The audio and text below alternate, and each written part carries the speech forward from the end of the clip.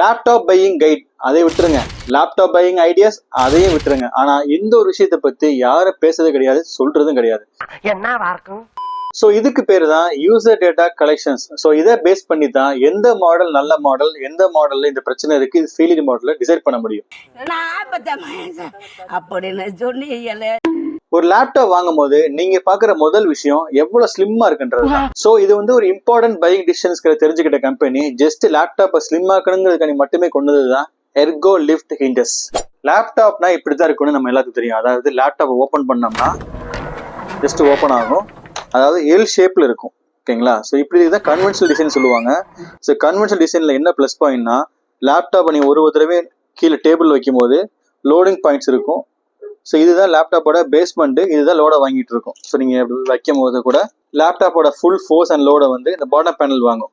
ஆனா இந்த லேப்டாப்பை வந்து ஸ்லிம் ஆகணுங்கிறதுக்கான கொண்டு வந்த டிசைன், அதுக்கு பேர் தான் எர்கோ லிஃப்ட்.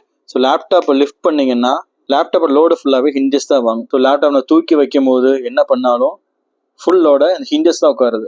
அழகுக்கு இது ஒரு முன் மாதிரி. பாருங்க பாருங்க, பார்க்கலாம்.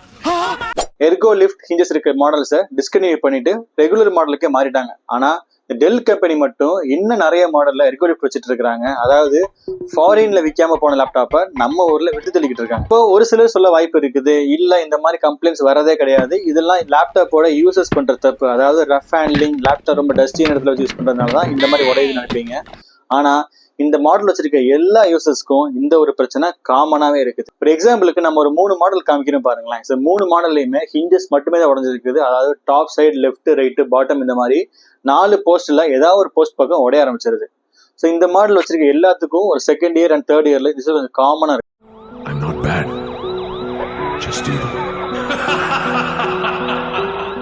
அதாவது நம்மள மாதிரி சாதாரண ஒரு இஎம்ஐ போட்டு லேப்டாப் வாங்க போறீங்க அப்படின்னா, ஸோ முடிஞ்ச வரைக்கும் இந்த லேப்டாப் அவாய்ட் பண்ணுங்க. ஒருவேளை இந்த வீடியோ பார்த்துட்டு இருக்க நீங்க இந்த எர்கோ லிஃப்ட் ஹிஞ்சஸ் இருக்க லேப்டாப் வச்சிருக்கீங்க அப்படின்னா கண்டிப்பா ரெகுலரா மெயின்டைன் பண்ணுங்க. மெயின்டைன் பண்ணீங்கன்னா இஷ்யூஸ் கொஞ்சம் காமனா வரதில்லை. அதை நான் சொல்றேன். ஃபர்ஸ்ட் இந்த பிரச்சனை வரதுக்கான ரீசன் ரெண்டு தான். ஃபர்ஸ்ட் வெயிட் டிஸ்ட்ரிபியூஷன், ரெண்டு பேரும் ஒரே டிஸ்டன்ஸ் மெயின்டைன் பண்ணுங்க, அகன்னு போயிடாதே. Second load calibration. உயிர் நாடி விட்டு. ஸோ கம்பெனி வந்து டிசைன் பண்ணும்போது 2 இம்பார்ட்டன்ட் ஃபேக்டர்ஸை கோட் விட்டாங்க. ஸோ அதனால தான் இந்த லேப்டாப்ல ஹிண்டஸ்ன்றது காமனா இருக்கு. ஒருவேளை உங்க லேப்டாப்ல ஹிண்டஸ் பேனல் உடஞ்சிருந்தது அப்படின்னா தாராளமா சர்வீஸ் சென்டர் விசிட் பண்ணுங்க, இது பெர்ஃபெக்டா பண்ணி கொடுத்தலாம், திரும்ப இஷ்யூஸ் வராது. ஆனா ஹிண்டஸ் உடஞ்ச ஃபெவிக்விக் கனப்பாட்டை மட்டும் லேப்டாப்ல ஊத்தி விட்டுறாதீங்க. இந்த வீடியோ பிடிச்சிருந்துச்சுன்னா கீழே சப்ஸ்கிரைப் பட்டனை பிரஸ் பண்ணி 30,000 நம்பரை 50,000 மாத்தி கொடுங்க. நன்றி.